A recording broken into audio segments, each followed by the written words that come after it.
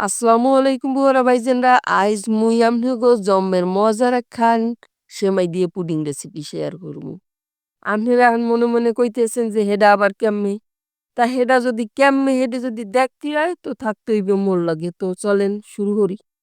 আর এর জন্য মুই চুলায় একটা পাইলে বহাই দিছি। পাইলেটা দিয়ে এর মধ্যে ১ টেবিল চামচ ঘি দিয়ে দিলাম কয়েকটা দারচিনি এলাইচ। দিয়ে একটু ভালো মতো নেড়ে-চেড়ে লইলাম। এরপর দিয়ে দিলাম এখানে ১ কাপ পরিমাণ সেমাই। সেমাই দিয়ে ভালো মতো নেড়ে-চেড়ে একটু গ্রান আয় সেই পর্যন্ত ভাইজে লইবেন। ভাইজে এরপর আবার একটা ক্যারামেল বানাইয়া লইলাম। এই যে দেখেন 1/4 কাপ চিনি লইলাম।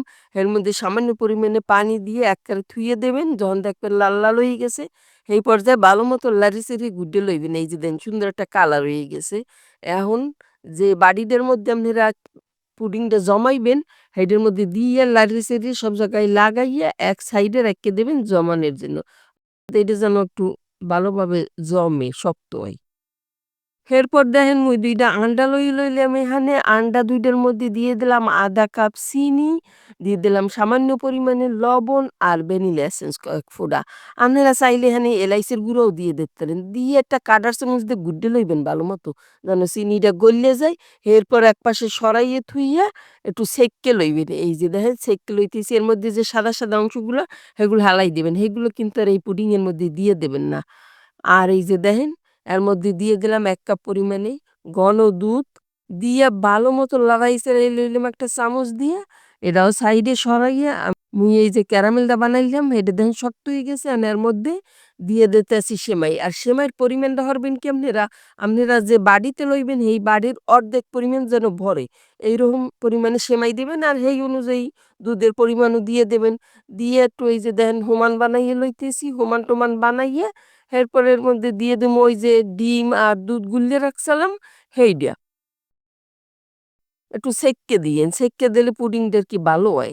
এরপরে এই লাড়ি-চাড়ি একটু মিশিয়ে দিলাম। এই যে দেখেন লাড়ি-চাড়ি মিশাই দিয়ে একটা এর নাম জানি কি ভাই? হ্যাঁ তো মুই জানি না। এর নাম মনে হয় যে ওই যে ফয়েল পেপার।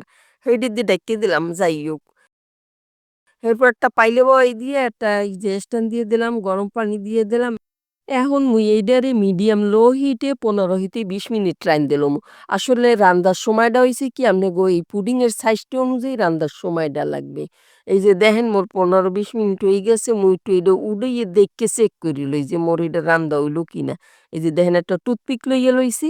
এই যে হইয়ে গেছে এটা। এখন উঠাইয়া ঠান্ডা হইলে এরপর কিন্তু এটা দিয়া বাটিতে লয়েন আর যাইতেই লয়েন আরকি একটু ডাইলে-ডুইল্লে লইবেন।